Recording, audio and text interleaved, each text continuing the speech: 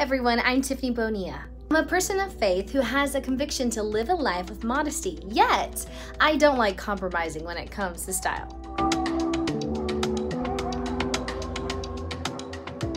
1 Samuel 16:7 says, "Man looks on the outside, but God looks at the heart." So God looks at our core to see the quality of individual that we are, yet we still are held accountable to the witness that we portray.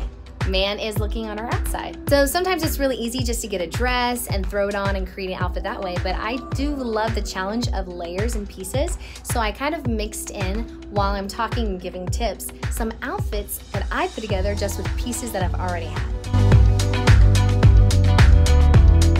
It's incredible how a conversation about what you wear can turn into what you worship. So here is just a simple, real breakdown of how to create outfits yet not compromise your convictions. So like all creative skill, there are some things that come more natural to others. So just take what you need from this. So I suggest 1, do some research. First, find out what you like. Take note of the color, pattern, textures, and styles that complement each other and that you're drawn to. The best outfits are the ones that keep it interesting from head to toe. Now, of course, this is up to an individual discretion. Modesty is not just in covering yourself, but also not being too flamboyant. When I get dressed for a special event or a trip, because let's get real, not every day we looking like we coming off the runway, or like Sunday mornings, I first see an item that I'm drawn to, or maybe, I feel like wearing pink today or wearing red today. Kind of narrow down your preference, because that'll keep you from trying on your whole closet and becoming frustrated. Dressing with the season, theme, or feel of an activity that you're about to participate in is huge in helping you narrow down your look. And trust me, once you start learning, it will become second nature. Personally, I'm eclectic. I like dressing preppy and boho all within the same day. Working with what you have is not only financially wise, but actually a pretty cool challenge. Depending with what you presently have, you might have to get some staple pieces to kind of help yourself have a more foundational wardrobe. Some of my greatest outfits came just from playing around with what I had. Pattern mixing. This is one of my favorite things to do, and I was doing it for a long time before anyone else thought it was cool.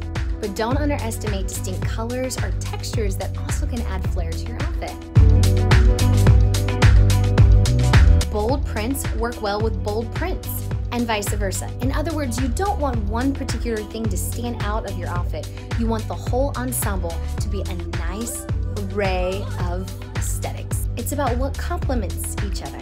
Remember, just because it looks good on a picture on Pinterest doesn't mean it looks good in real life. I'm huge in this next thing, and don't feel bad about it. I don't think there's anything wrong with playing a little copycat. Take an outfit that you're like, hey, I kind of like the vibe of this, even though maybe not the particular pieces I would wear. Take the things that you want to get from it and translate it in your own wardrobe. In other words, as they say, eat the meat, spit out the bones. In this clip, you'll see how I take the aspects from this first photo and translate it into my own. But of course, I add the vest for a modesty preference. Remember, cut and fit is key. Remember, you can't just copy something just so literally without having the same exact thing or the same exact build as the person that you're looking at. Sometimes you will have to modify so that the connection is not lost. In other words, you might see somebody wearing a red shirt with a striped skirt, but their red shirt is fitted and their skirt is flowy. But if your skirt is fitted, your shirt maybe should be flowy. Another little trick I do is I'll take an item that maybe I'm drawn to and I'll kind of just drag it across the closet. That way, maybe something in my closet will pop out and I'll see it against it, and then I'll say, hey, let me try that together.